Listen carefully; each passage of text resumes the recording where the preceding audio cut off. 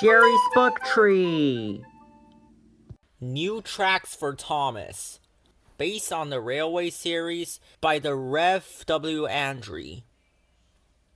Early one morning, Sir Topham Hatt came to the train yard.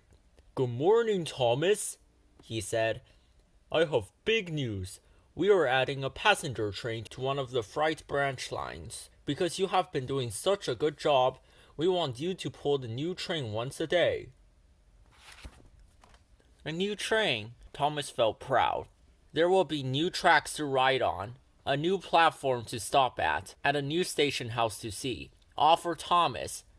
"Of course, there will be more passengers," said Sir Topham Hatt, "and more work." "Oh, do not worry," Thomas told him in a boastful way. "I can do it. It will be easy." The other engines weren't so sure. "You must go slowly at first," Edward said. "You must listen to your driver and be careful not to get lost." Thomas was too excited to pay attention to old Edward. He might have trouble with new tracks, Thomas thought, but not me. I am a really useful engine. That's why I am getting another station. The new passenger train was to start running the very next day. "This is an important event," Sir Topham Hatt told everyone. "People will be coming from miles around." Thomas wanted to look his best, so that afternoon he was carefully washed down. Then he got a bright paint job. "Now I look shiny and new," he said to Edward. "I look just the way a really useful engine should."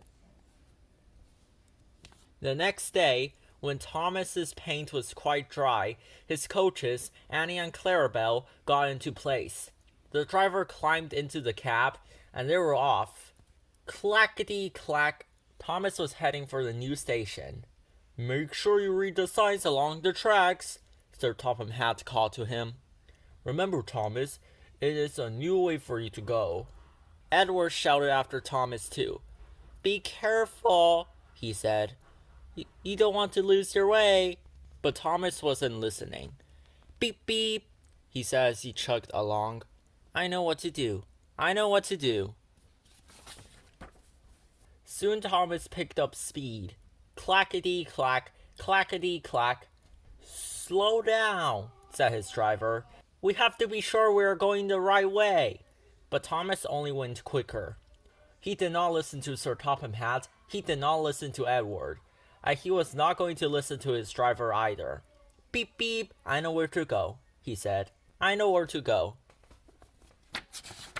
Now Thomas was going even faster. He whizzed past houses. He sped past farms and lakes. Clackety-clack, clackety-clack. Signs went by in a flash. "Slow down," his driver said again. "We must read the signs." But Thomas didn't stop to read them. He wanted to get to the station as fast as he could. He wanted everyone to know he was a really useful engine. Soon Thomas grew tired. He slowed down just a bit and looked all around the countryside.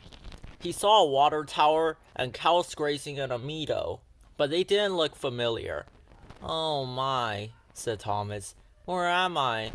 I didn't listen to Sir Topham Hatt, Edward, or my driver. I didn't even read the signs. I wasn't careful at all." Clackety-clack, clackety-clack. Thomas came to a stop. He felt just awful. Sir Topham Hatt was waiting for him at the new railroad station with all the new passengers. And where was Thomas? Lost. "Maybe I am not a really useful engine after all," Thomas said sadly. A big tear rolled down his cheek. Then Thomas sighed, and a puff of smoke billowed out his smokestack. "Is that you, Thomas?" cried a voice in the distance.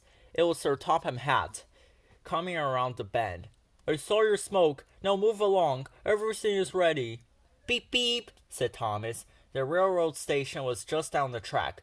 Thomas started up once more. "How silly I am," thought Thomas. "Of course nothing looks familiar. I have never been here before. If only I had read the signs, then I would have known I was going the right way all along." And Thomas hurried along the tracks. Clackety clack. Hooray! Hooray! The passengers shouted when they saw Thomas. Flags waved in the air, and a band began to play. Sir Topham Hatt said, "Everybody on board, all aboard Thomas." Thomas smiled. He was at the new railroad station, and just in time. But then Thomas looked at his driver. He looked at Sir Topham Hatt. They did not look pleased. And Thomas knew something still wasn't right. "I am sorry," he said to both of them. "I should have listened. I should have been more careful. Then I would have known I wasn't lost. I would have known I was going the right way all along." Back at the train yard, Thomas said the same thing to Edward. "I should have listened to you," he told his friend. "I should not have gone so quickly." Now Thomas was happy. He knew next time he'd do it right. Next time he'd be a really useful engine. And sure enough, Thomas was. Clackety clack, clackety clack. The following day, Thomas puffed carefully along the new tracks and headed straight to his new station. Thanks for watching.